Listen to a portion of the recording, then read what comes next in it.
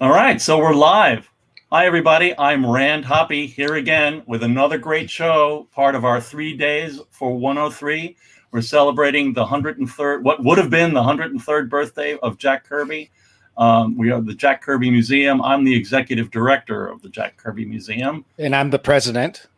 And we are with... Oh, I'm Kate Willaert. I do a lot of things. I'm a writer, an artist, a graphic designer, a researcher, historian. And my main two interests are video games and comic books. And if I had to summarize myself and all my skills and interests in a single image, it would be an image I created called Kirby Meets Kirby, which I included here in a spot. Oh, great! If you're able to click through on there, we'll get there. Yep. All right. So, yeah, that sounds great. Well, people do wonder sometimes. It's like, oh, the Kirby Museum, not that guy. The comic book artist. Yeah. Yeah, not the little puff. Not the puff. No. That's right. So just to let everybody know, we are live on YouTube and Facebook and on Periscope on Twitter. So please feel free to make comments in any of those. You're watching us, you can make comments in the chats or the comments of these videos, and they will get all slurped onto our screen and we'll see them. And hopefully we can, if there's fun questions or comments, we'll share them with everybody. And that's just, kind of how we've been operating things. So so we're the Kirby Museum. This is Kate Willaert. I'm sorry, is there a T at the end or is it silent? Oh, there's a T at the end. Oh, okay. Yeah. Okay, great. So here we go. Oh, so are you able to click through that link? Oh, sure. Yeah, of course. I did it as a link because it's easier to. So for people who aren't familiar with this pink puffball, Kirby is a Nintendo character who inhales his victims and turns them into a hat so that he can use their powers. You're right. What happens when he uses Kirby's powers is up for interpretation here. Yeah. And then That's fun. Great. Very nice. That's really cool. With the collage even. With a collage even. Looks like the one from Fantastic Four. Yep, a big chunk of that in there. Yeah, that's really nice.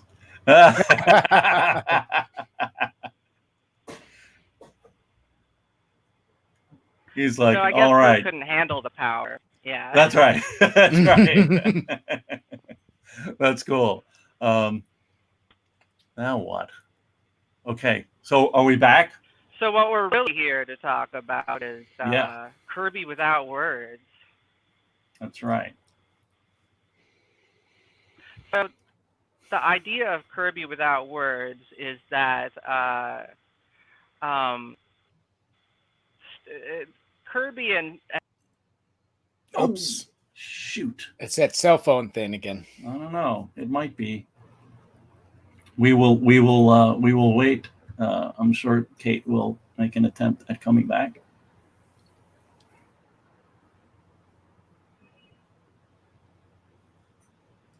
Come back, Kate. She's kind of there. What happens if I add her to... No, that's just... No, that's just the audio. We'll give her a few more minutes.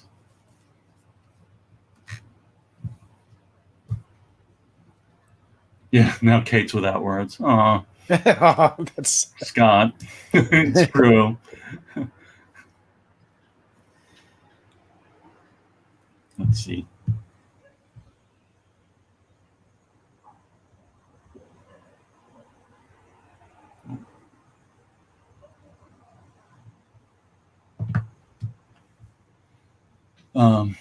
So Kate has been on Tumblr I think she was where some of the Kirby Without Words work was being shared, and she's got a great Twitter presence now.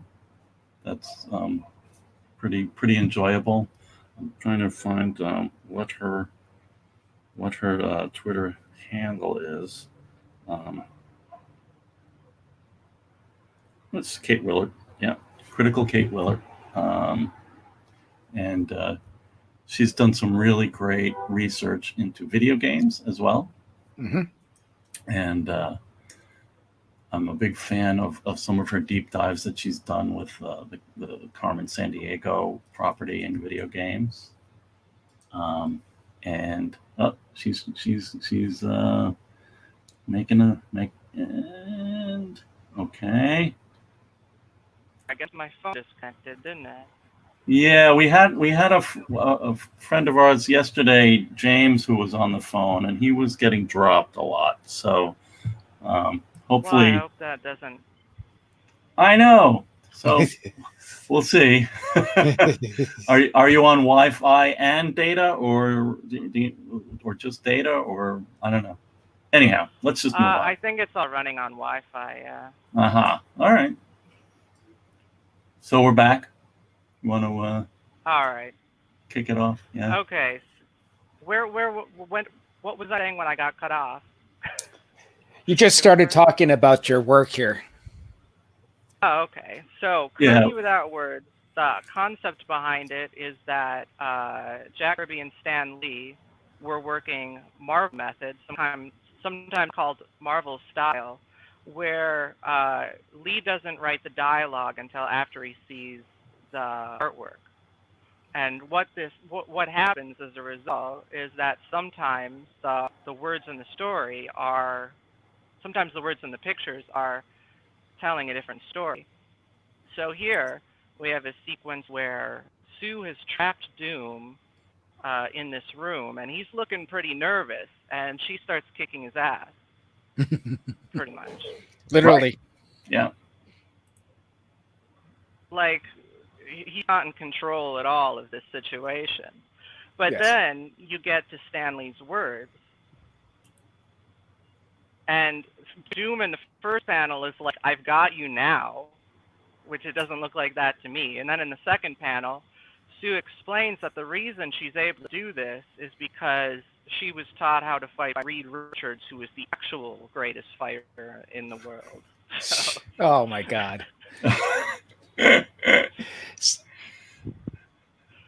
Incredible. So yeah, that's So that was the sequence that kind of inspired this whole project.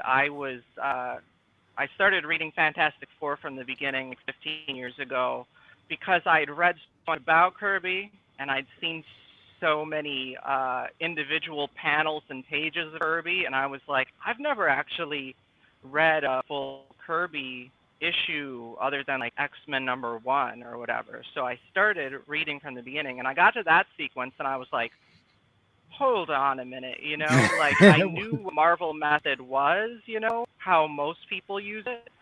And so I started looking back for other instances. And so here you have this instance where this is like post-battle scene. Everyone is super tired except Sue, who has her, hands on her hips and looks like she's calling them lazy, right? yeah. But then, Stan adds the words, and she's telling them that she's going to do some housework, and Reed says, that's fine as long as you do so silently. Jeez. I was just like, what? So sexist. All right. Pretty unreal.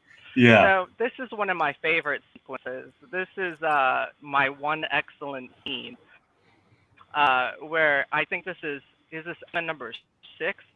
I can't remember the issue number now. I think it's somewhere around there. So, Oh, and we lost her. Yeah, right before she seems to go, her video starts getting really choppy. Oh. I don't know what to do about that, or what to suggest. I just don't think that using your phone is the best thing with this. Right. Right. They say phone is okay, but yeah, it doesn't seem to be really great. But my gosh, isn't this great stuff?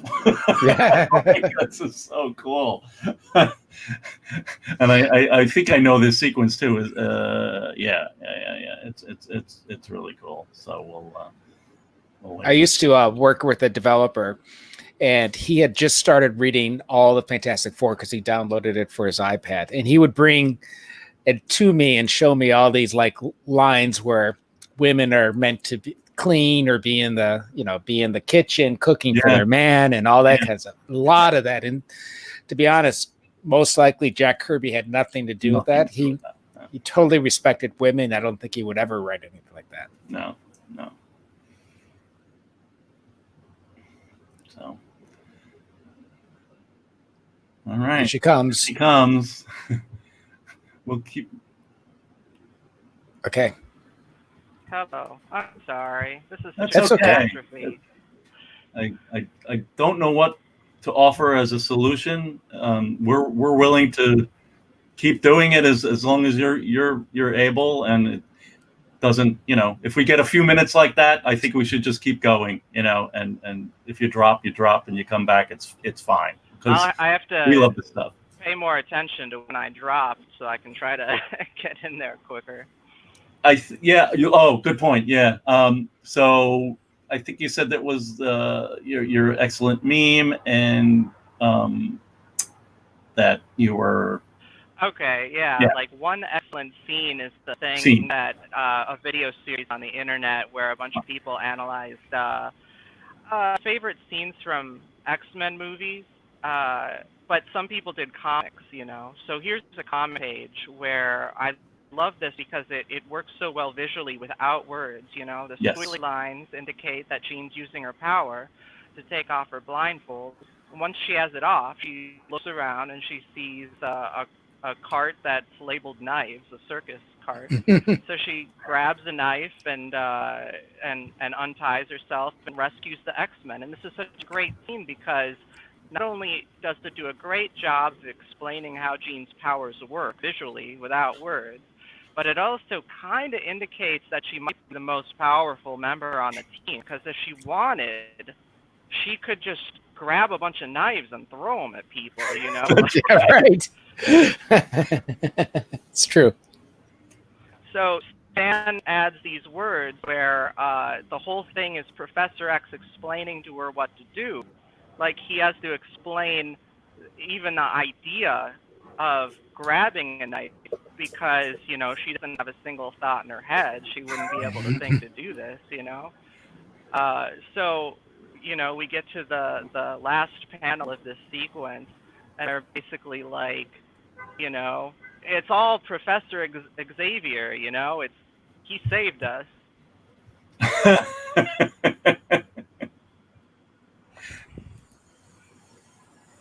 But, Kirby Without Words isn't all just scandalous moments, It's a lot of it is looking at very mundane examples like that fascinate me. Like, eventually Kirby started adding margin notes. I assumed so that he could just turn in pages and not have to meet with Stan to explain the story to him. That you got that right. He's probably going to forget anyways because his memory is known to not be the greatest, right? Yeah. So in this panel, what we have is this dude, entering a room on this scientist, and he's clearly the scientist's superior and is breathing down his neck about his deadline.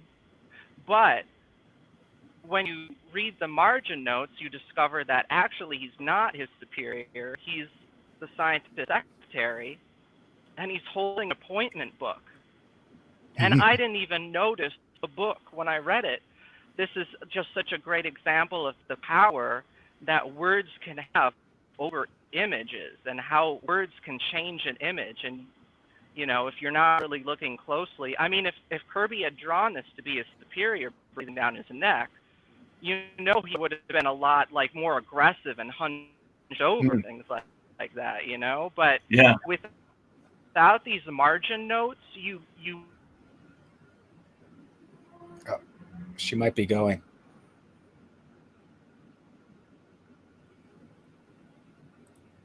Oh, she certainly stopped speaking. Feeling like I should clear the way for her to come back. Anything you can do. Let's see. If I remove that. Okay, yeah, I did that. And now, let's see. Yeah, okay. Let's see if she comes back. Uh-huh. Oh, okay. Where was I? You're just talking about how important the margin notes are, I think. Yeah. Yeah, you were talking about the fact that if Kirby wanted to draw somebody that was his superior, he wouldn't have drawn them so timid like this. Right. Okay, yeah. And so these margin notes help us to spot things that are too subtle to notice in the artwork, like when there's a big difference, a big contrast. Yeah. Uh-huh. Oh, cool. Oh, yeah, so this is just me plugging my stuff. Like I That's cool. have a newsletter that summarizes what history stuff I've been working on, and also interesting history stuff that I've encountered on the internet that month. It's a monthly newsletter, so not super often. I have a Patreon to help fund my research. And then if you want to see more Kirby Without Words, just go to kirbywithoutwords.com. So that's cool. That's great. So let's let me do this, and we'll just come back to that. Let me just big. So the so it really was a Fantastic Four reading that got you started on that. That was yeah. So that's interesting. The I mean, were there other examples other than the X-Men that and that scene that come to mind? I know you're looking. You asked us to help you with some margin note scans and stuff like that.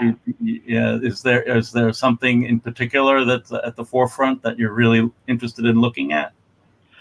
Well, I mean, the ones that if there are certain mysteries. Well, okay, so I'm just interested in seeing kind of like all the margin notes that exist to see if I notice anything, you know? Yeah. But as far as pages that maybe stick out like as I think something's going on here and I don't know what, most of those are early issues that didn't have margin notes in the first place, Yeah. Like in Fantastic Four #1, there's this weird bit. It's weird to me where when Sue is spooking this taxi driver by being invisible. Yeah. There's this weird moment in that sequence where it feels like it repeats itself a little, which is weird for Kirby because he usually didn't waste the panel, So That's it right. makes me wonder if he drew a different sequence there, and maybe some art correcting happened, I don't know.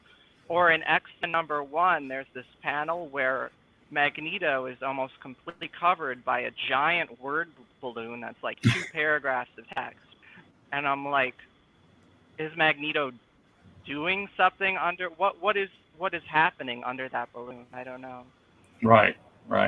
I mean, that was I think you hit the nail on the head with that, with your thought earlier, where you said that there was a point where Kirby was going into the office and they were having story conferences looking at the art, and we see art that has Stan's notes written down. Yeah, I've seen those. Yeah. Right, and even there was like an episode of Hollywood Treasures or something where it took place at a Comic-Con and people brought Fantastic Four 21 or 22 or something art to Stan, and he was like, "Hey, look at that! That's my handwriting." People always talk about Jack's handwriting on the pages, but look, that's me.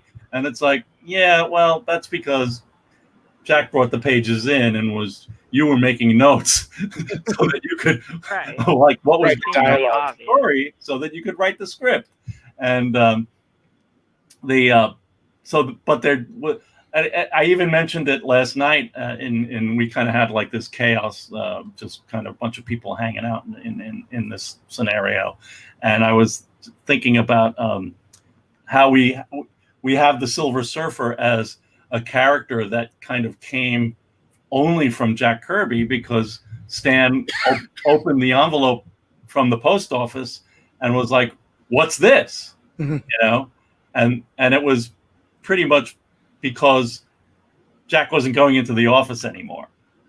He was mailing in the stuff with all the notes on it, you know, as opposed to having these meetings where he's like, you know, going through. He's just like, you know what, I'm gonna write the notes myself, Stan. So that was the, you know, that I think that's whenever that shift happened, and there, I know that there are people out there who have analyzed all of the you know, the different phases that those two went through, as far as where you see Stan's notes, where you see stop, where you see Jack's notes start, and stuff like that. So we can definitely help you with your analysis and your study to awesome. see what's going on there. We might even be able to find that X-Men panel, you know, that's that X-Men 1? X-Men 1, right? You think? Yeah, let me see. We've scanned a bunch of pages from X-Men 1. So we might be able to like throw something up right now, and if we can get it in Tom can find it and bring it into Photoshop. It's a fun way to, it's a really insightful way to look at what those guys were up to and how they worked, and how, you know, the motivations and the you know, what was given to the characters by each of the men, you know, and that how they worked. So let's see. Yeah, I'm not sure if this is what you're looking for, but here you go. All right. Magneto filled with oh, yeah. I'm just looking for, so we have this pages. Yeah. There's not many notes on there, because it was so early, right? He was delivering it. Yeah, but oops, sorry.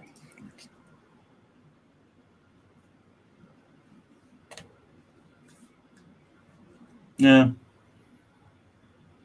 I mean it's interesting, but you know, it seems so much of it is like. Oh, there's some notes. And that looks like Stan's handwriting. That is Stan's handwriting. Oops, sorry about that.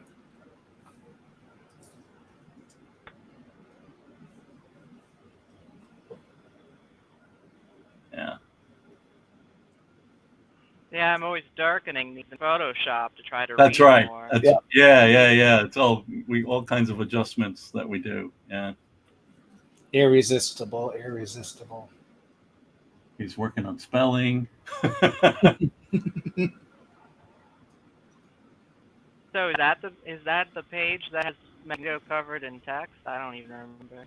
Yeah, it doesn't look like it. That's the top. This is the top of it. No.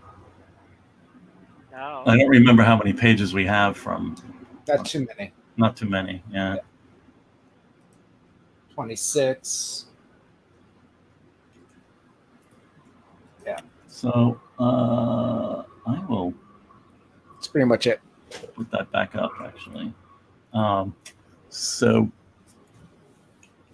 the what about, tell us something about some of your video game research, because I'm a big fan of it, so I'm happy to have you talk about it. It's so cool. What kind of stuff are you? Well, we talked about it a little bit before the show started. The Nintendo game.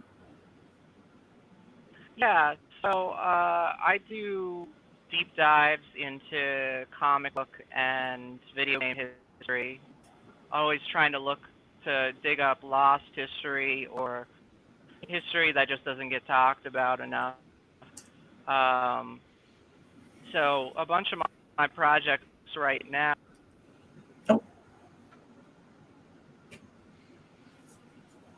Well, we'll wait for her to come back. Oh, I'm just grabbing something to eat. oh okay.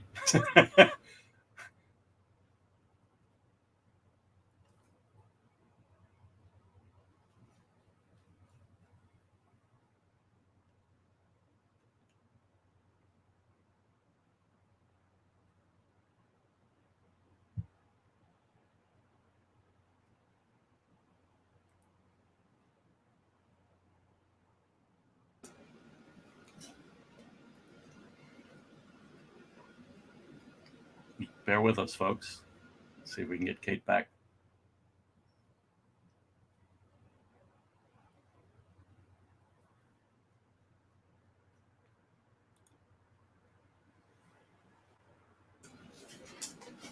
Tom's back. Hello. I never went anywhere. Oh, all right. You just stuffing your face. Yes. All right. Here she comes.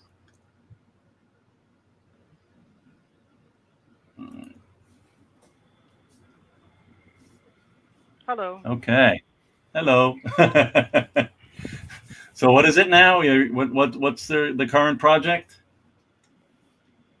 Well, so the latest project I'm working on is talking about Nintendo's first arcade game. Most people think Nintendo's video game started with Donkey Kong, but I am doing a video about their first arcade game that was released in America in 1976.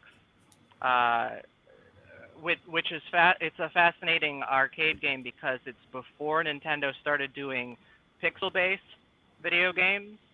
So it actually uses 16 millimeter footage, which is wild because how are you supposed to interact with 16 millimeter footage? But that's part of what I explain in the video is how it works. So yeah, no, that's it'll be coming soon. It's not. I'm working on editing it this weekend. Oh, okay. And they're like 100-year-old company, right? They started out as like what, like utensils, playing cards. Yeah. Really? Yeah. Wow. Yeah. So here's a nice comment.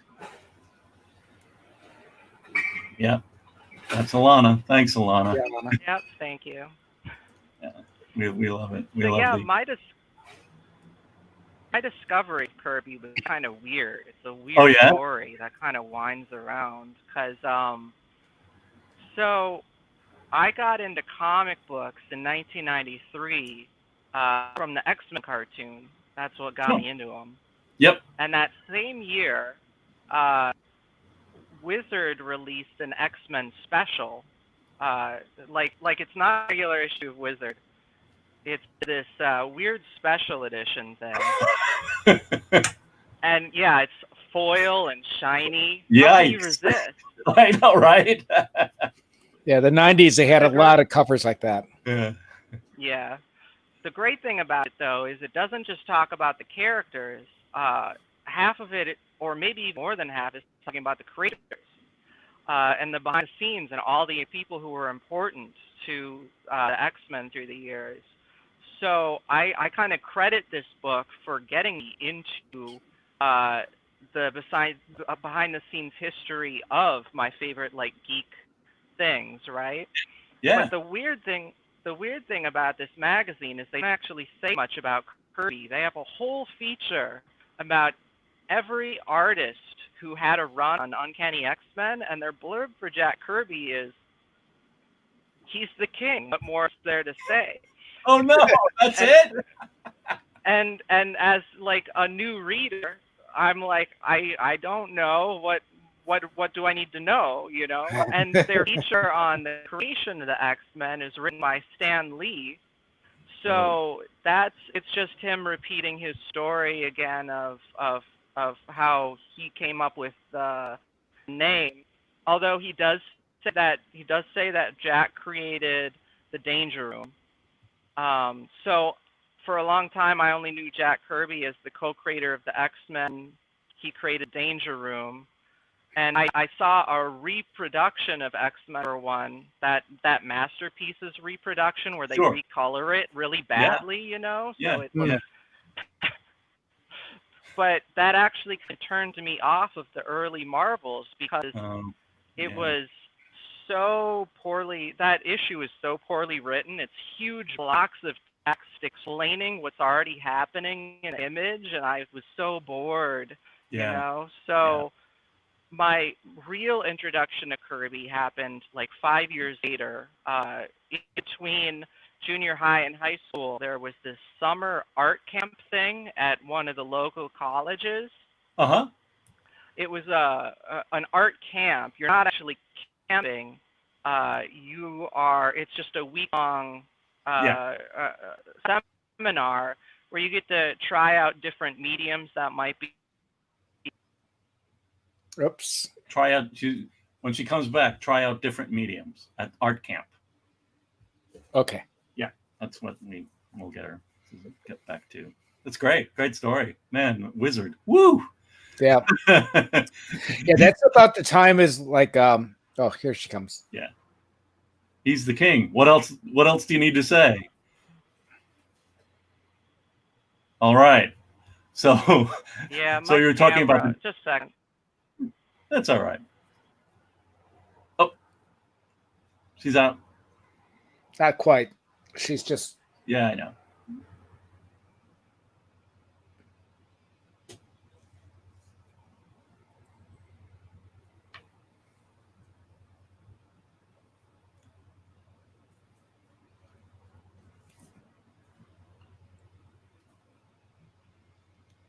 It's a strange, they'll mention him, but then they don't talk about him, and they don't give any. They kind of assume everybody knows who he is, and they don't need to say anything. Yeah, but that's not. It's the first. Every issue is somebody's first issue, so it doesn't seem fair, to just say that. It seems like you need to at least provide a little more context. All right. Yeah, so this art camp, it wasn't really a camp per se. It was a week-long seminar. You can try out different mediums that might be too expensive to try it on your own. Like I got to do oil painting, things like that. But the teacher, the instructor of this, was a big comic book fan. He had a collection of Fantastic Four from back in the day when he was a kid and things like that. Yeah. So every day of this art camp, he would do an art history lesson focused on a different era of art. And one of those days of every week, he would do a thing on Jack Kirby and comic art. Oh, that's great. Wow. That's great. So that's kind of where I learned about why Jack Kirby's important. Although, like, it wasn't much about the drama between Kirby and Lee. Yeah. It was more about his contributions to the medium, which, the way that I understood it,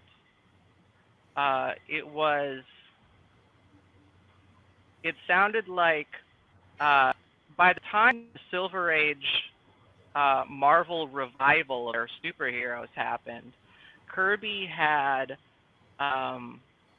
perfected this form of dynamicism in his art to the point where it like changed the language of comics forever going forward, Like it inspired so many people that like I might bet that Jack Kirby's Marvel run is like Sergeant Pepper for recording. Like Sergeant Pepper changed the way that people record albums pretty much. Nowadays, it's considered overrated because people take for granted what it actually did, And that's kind of like what Jack Kirby was doing. That dynamicism in his storytelling is so like pervasive that people don't even realize what a big change that was, especially in the 90s when I was taking this class, because in the 90s it was all about those image artists. Yeah. And, you know, I think this instructor had said, you know, those image guys wouldn't exist without Kirby, which is true, because they're all huge Kirby fans, you know. Mm-hmm. Yeah. But other people are influenced by Kirby without even realizing it. That's very true, too. Because they were influenced by people who were influenced by Kirby. So yeah. It's I mean, the image guys may have started out looking at John Byrne or Walt Simonson, but then they would have, you know, immediately realized that it was really Kirby where it was all coming from. So it's right. Yeah. So so that's cool. That what a great art camp teacher you had. Right. And then, like, later, after I finally, you know, read some Jack Kirby, because I hadn't read much, I realized that the dynamicism was only part of it, because the other big factor of Jack Kirby's art is the clarity in his storytelling, you know? Yeah. Like, a lot of image guys, a lot of people who were imitating the image guys, they would just do the dynamicism, you know, the big action, and not the clarity. So it would be. Yeah, I knew she was about to go. You could tell. Yeah, well, because she. Yeah. It's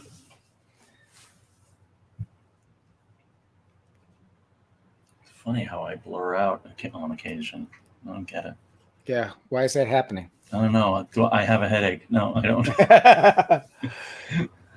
You're the impossible man. Yeah, that's it. I'm moving between dimensions or something. Yes. But this is great.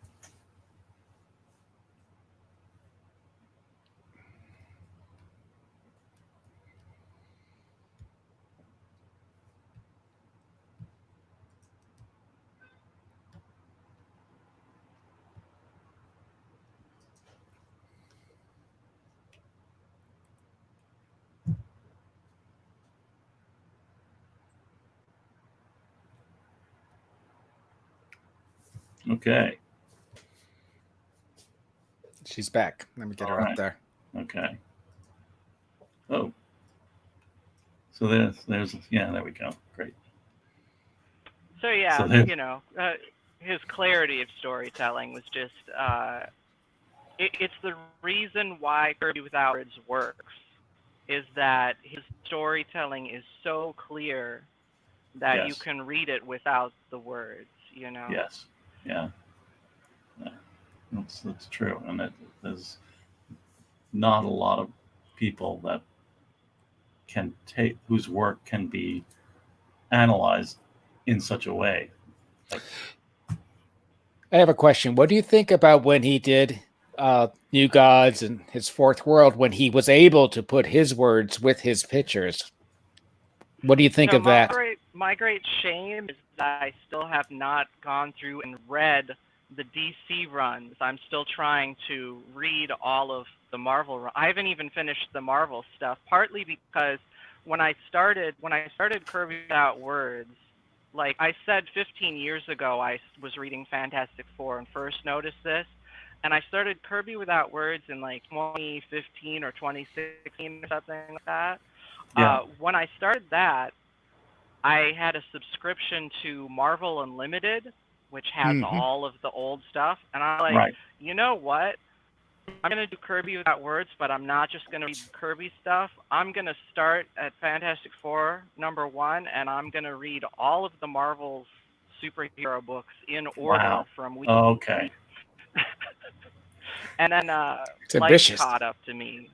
Yeah. I had to put the project on hiatus because there was just so many things going on. You know, I felt like I wasn't doing justice to the site, because I would come home from work and be exhausted and have multiple projects I want to do, and I'm like, oh, let's type up some quick observations from the comics I was reading earlier in the week.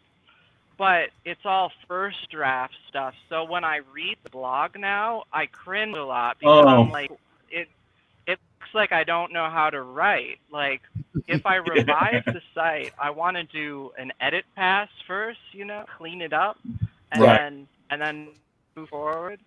And I want to revive it at some point. It's just like a question of, maybe if my Patreon account gets to a point where I can focus more of my time on just my research projects, Yeah. It's that sort of thing.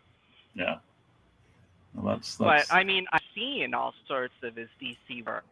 I've seen pages and panels, and I just have not sat down and actually read the stuff in context.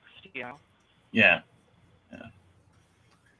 It seems like a character like Big Barda is almost like the strongest possible response to the things that you're finding over with Stan. Yeah. Like, I forgot to mention, but that first sequence we showed with Sue fighting Doom, the moves that she's doing look like wrestling moves, right? Yeah. Kinda. And it's hilarious because just like 4 or 5 issues earlier, Stanley had written this tirade.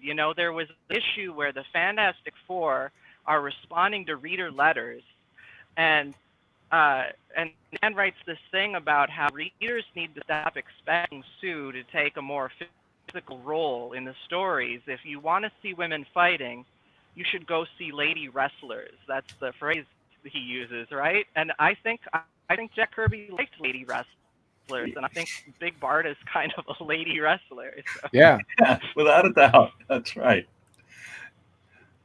Yeah, it's really, really great.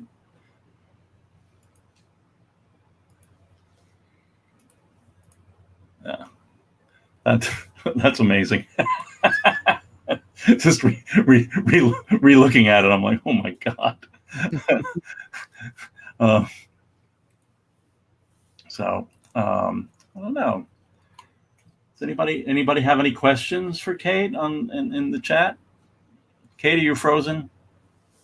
Oh, she's out of here in a second. I think she's frozen. Yeah.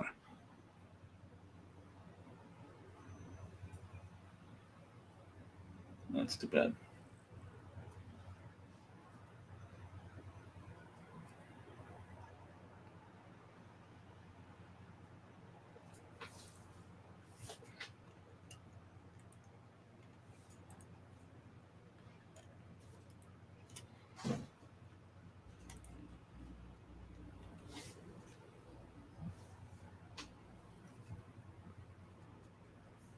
And there I am again.